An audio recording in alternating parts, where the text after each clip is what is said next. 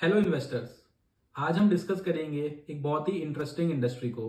नाम है pre engineering buildings, in short PEBs. इस वीडियो में हम कवर करेंगे what is PEBs, what are the key component use in PEB industry, how are the listed players looking, is industry profitable. So let's deep dive into the industry analysis of pre engineering buildings. PEB engineering buildings are the steel structure designed and fabricated into the factories under a controlled environment. Basically इसका मतलब ये होता है कि pre engineering buildings को industry के अंदर manufacture किया जाता है, फिर ट्रांसपोर्ट किया जाता है कंस्ट्रक्शन साइट तक, एंड वहाँ पे एक टीम के द्वारा उसको इरेक्शन करा जाता है एंड प्रोजेक्ट को कंप्लीट किया जाता है. So each building is customised and then fabricated and transported to the site for quick assembly. PEB industry की जो डिमांड है वो बेसिकली 3 सेगमेंट से आती है. एक है बिल्डिंग, एक है infrastructure and third one is industrial manufacturing. तो सबसे बड़ा कंट्रीब्यूटर है वो इंडस्ट्रियल मैन्युफैक्चरिंग है, जिसके अंदर automobile industry, cement, oil and gas, जितनी भी इंडस्ट्रीज है वो पीईबी कंस्ट्रक्शन को यूज करती है. सबसे ज़्यादा ग्रोथ रेट अभी इंफ्रास्ट्रक्चर सेगमेंट में है, जहाँ पे पीईबी का एडॉप्शन बढ़ रहा है warehouses, cold storage etcetera के अंदर. तो आप देखोगे ये जो सेगमेंट है ये 12 to 14% CAGR से बढ़ रहा है. ओवरऑल इंडस्ट्री की मार्केट साइज 130 बिलियन रुपीस थी FY19 के अंदर, जो कि अभी बढ़ के 330 बिलियन रुपीस होने वाली है FY29 तक. एंड जो ये ग्रोथ है ये mainly will be driven in the infrastructure segment. अभी हम देखते हैं कि आरसीसी और पीईबी कंस्ट्रक्शन में क्या डिफरेंस है. पहला डिफरेंस रॉ मटेरियल का है. पीईबीज के अंदर steel, anchor, channels and coils use होता है, जबकि ट्रेडिशनल आरसीसी में cement, steel, sand bricks use होता है. कंस्ट्रक्शन लोकेशन जो आरसीसी है वो कंप्लीटली ऑन साइट बनता है, whereas pre engineering buildings factories वगैरह के अंदर मैन्युफैक्चर होकर असेंबलिंग होती है सिर्फ कंस्ट्रक्शन साइट पे, जिसकी वजह से कंस्ट्रक्शन टाइम कम होता है प्री इंजीनियरिंग वाले कंस्ट्रक्शन में, around 40 to 50% lower. Similarly man power भी 25% कम होता है. क्यों? क्योंकि ये इंडस्ट्री के अंदर बनता है तो वहाँ पे ऑटोमेशन यूज हो सकता है. As of today traditional RCC में स्टिल रेसिडेंशियल जितनी भी प्रॉपर्टीज है वो सारी रेसिडेंशियल्स में है, इवन इंडस्ट्रियल्स में भी है. बट जो majorly industrial and warehousing वगैरह सेटअप है वहाँ पे पीईबी का अडॉप्शन बढ़ रहा है, and that's only driving the growth of PEB industry. अगर हम चैलेंजेस को देखें, सो एक बार हमने आरसीसी स्ट्रक्चर बना दिया, उसको अमेंड करना, क्योंकि वो कंक्रीट का बना होता है, उसमें हार्ड वगैरह होता है, तो उसमें ऑल्ट्रेशन करना बहुत मुश्किल होता है and it's very complex and costly. बल्कि पीईबी का जो है वो काफ़ी फ्लेक्सिबल होता है, क्योंकि आपने असेंबल किया होता है कंस्ट्रक्शन साइट पे, जिसको आप इजीली डीअसेंबल करके नया कोई डिज़ाइन लगा के रीअसेंबल कर सकते हो. एंड देयरफॉर जो कॉस्ट एफिशिएंसी में भी पीईबीज आर चीपर. जैसा हमने अभी देखा कि पीईबीज जल्दी कंस्ट्रक्ट होते हैं, अभी देखते हैं क्यों. जब भी कोई कंस्ट्रक्शन होता है वो मेनली 5 फेजेस में होता है. इसका पहला होता है डिजाइन एंड इंजीनियरिंग, फिर होता है परमिट्स एंड अप्रूवल्स, फिर साइट डेवलपमेंट, फिर building construction and site restoration, जिसका मतलब है फाइनल जो टचअप्स होते हैं वो. तो प्री इंजीनियरिंग बिल्डिंग में क्या होता है, डिजाइनिंग सेम रहता है, परमिट्स एंड अप्रूवल सेम रहता है, बट जब साइट पे कंस्ट्रक्शन हो रहा होता है, फाउंडेशन का काम चल रहा होता है, तभी फैक्ट्री के अंदर बचा हुआ स्ट्रक्चर भी बन रहा होता है. तो जिसके कारण ये दोनों स्टेप पैरेलली में होते हैं एंड ये टाइम बचता है.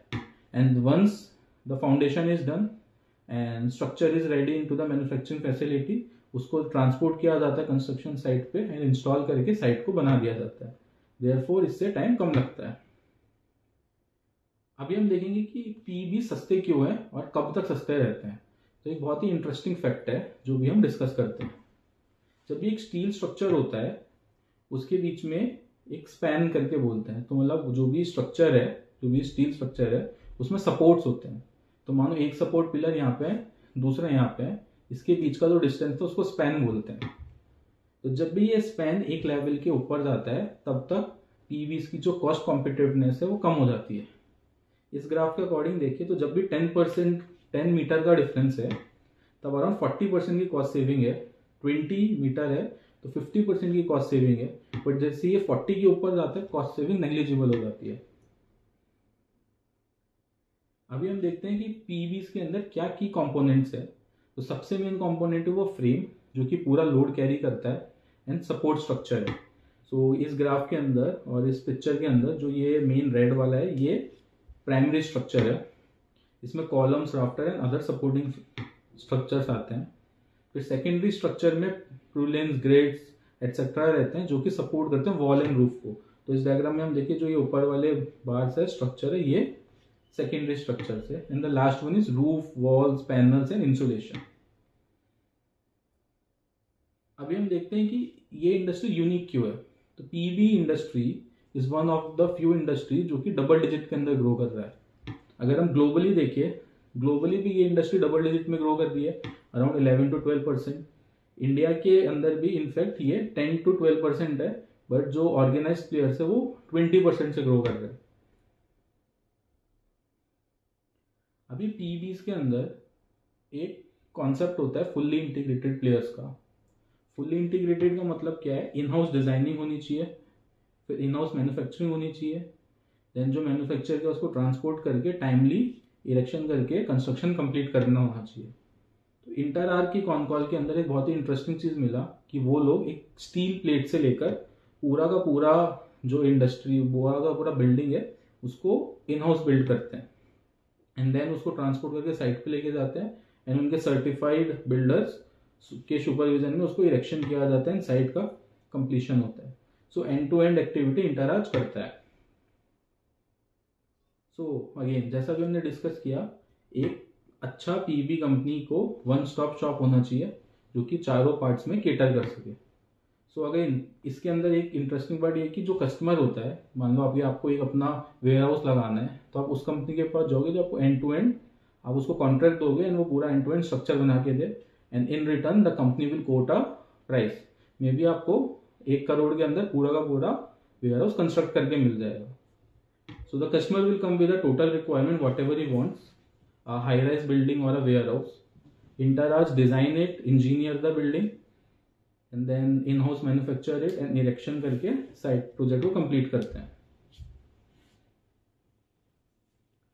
अभी हम देखते हैं कि इस इंडस्ट्री के अंदर जो पोर्टर 5 फोर्सेज है वो कैसे अप्लाई होता है। First one is threat of new entrance, जो कि बहुत हाई है। क्यों? क्योंकि ये जो इंडस्ट्री है इसमें मॉडरेट कैपिटल रिक्वायरमेंट होता है, इसलिए कोई भी नया बंदा केपेक्स करके इस इंडस्ट्री में इजिली आ सकता है। द ओनली चैलेंज वेयर भी एंड टू एंड इंटीग्रेशन में थोड़ा टाइम जा सकता है।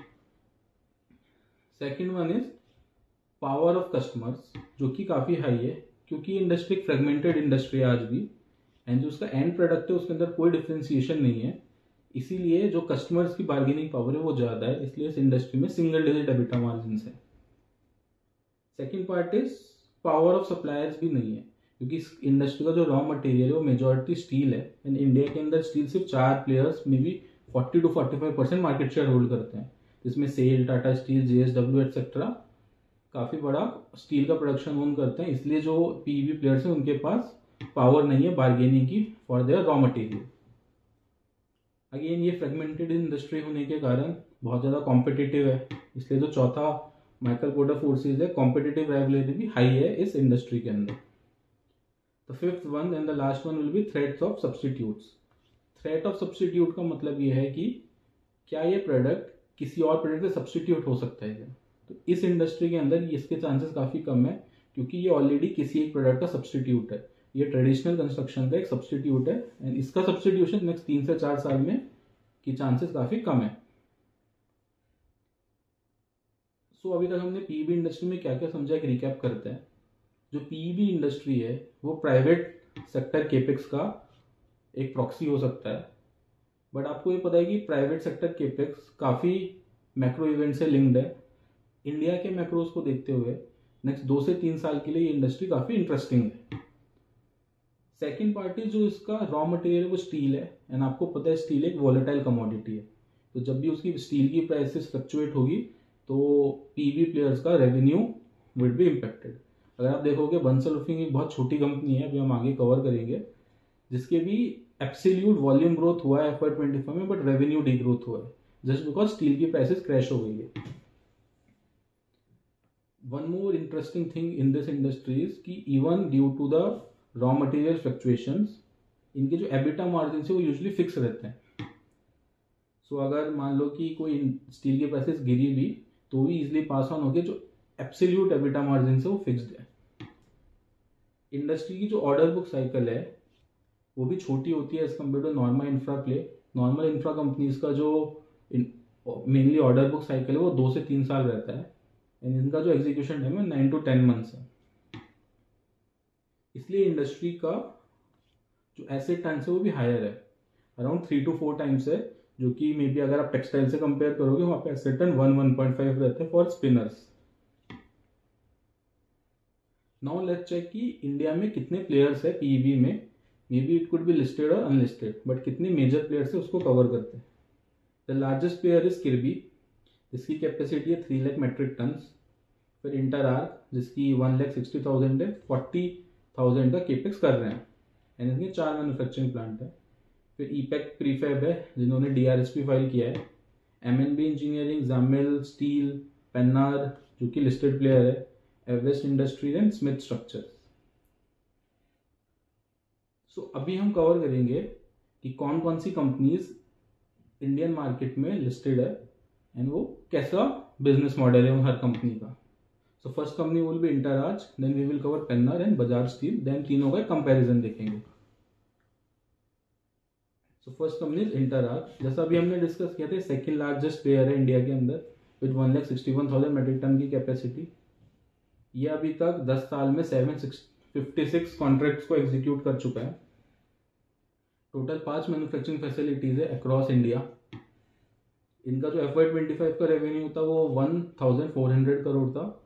One interesting part for Interarch is again इनके जो 82% ऑर्डर्स है वो रिपीट कस्टमर से आता है। दैट मीन्स जो इनके कस्टमर्स है उनको इनका काम पसंद आता है, रिपीट ऑर्डर्स देते हैं। नेक्स्ट हम देखेंगे कि इंटरआर्क की कितनी मैन्युफैक्चरिंग फैसिलिटीज है। जैसा अभी हम डिस्कस किया 5 थी, अगर आप देखोगे एक पटना नगर में, देन तमिलनाडु में 2 है, आंध्र प्रदेश में 1 है। जो न्यू फैसिलिटी है वो भी आंध्र प्रदेश में आ रही है। इसके की customer Asian paints, Aditya Birla, Berger, Unilever, again सब मार्की क्लाइंट्स हैं। अगर आप इनके अब सेल्स को देखोगे तो पिछले 4 साल की जो सेल्स ग्रोथ रही है वो 20% रही है, which is very good.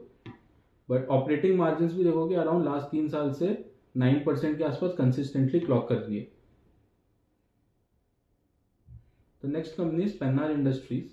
Pennar industries के पास भी 2 वर्टिकल्स है, डाइवर्सिफाइड इंजीनियरिंग का एंड दूसरा पीवीज का। ये अपने डाइवर्सिफाइड इंजीनियरिंग के बिजनेस से डाइवर्सिफाई करके पीवीज में आ रहे हैं, एंड यही बिजनेस इनके लिए वॉल्यूम ग्रोथ लेके आएगा एंड रेवेन्यू ग्रोथ लेके आएगा in future. So as of today 50% of the sales is coming from PV segment. So FY25 में पेन्नार ने अराउंड 3,000 करोड़ का रेवेन्यू किया था, जिससे 50% is coming from PV segment, and इनके भी अगर आप ऑपरेटिंग मार्जिन देखोगे तो 9 to 10% के बीच में है।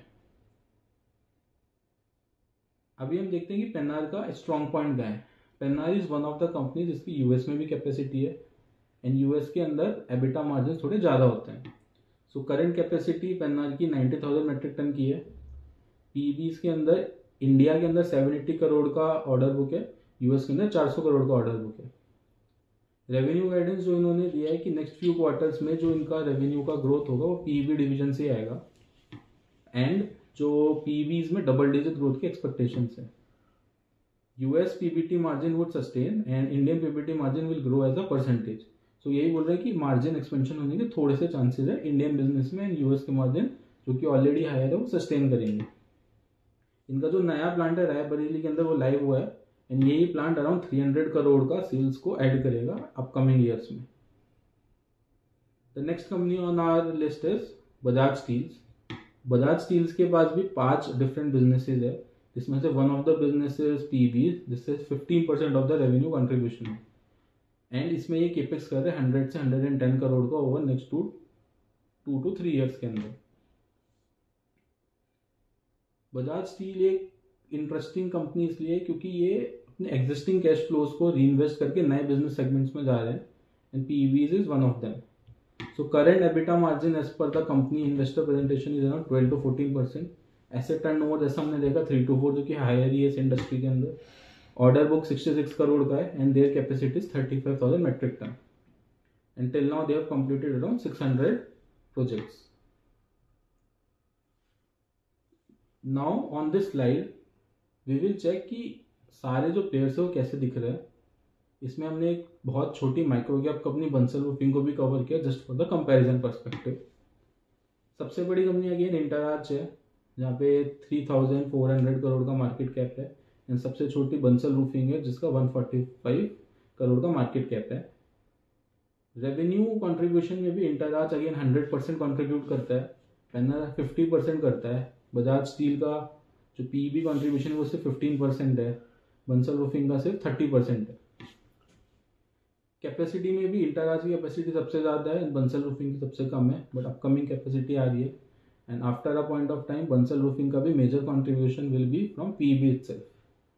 हमने पीबी के लिए बंसल रूफिंग का डिटेल सबस्टैक ब्लॉग लिखा था, हम उसका कमेंट उसको अपने डिस्क्रिप्शन में अटैच कर देंगे एंड कमेंट में अटैच कर देंगे. It will be a good read for you to understand how PEB industry is looking. From the upcoming capacity perspective also Interarch का अगेन 40,000 मेट्रिक टन की कैपेसिटी है जो कि लाइव होने वाली है. पेन्नर की भी 36,000 मेट्रिक टन की कैपेसिटी आ रही है.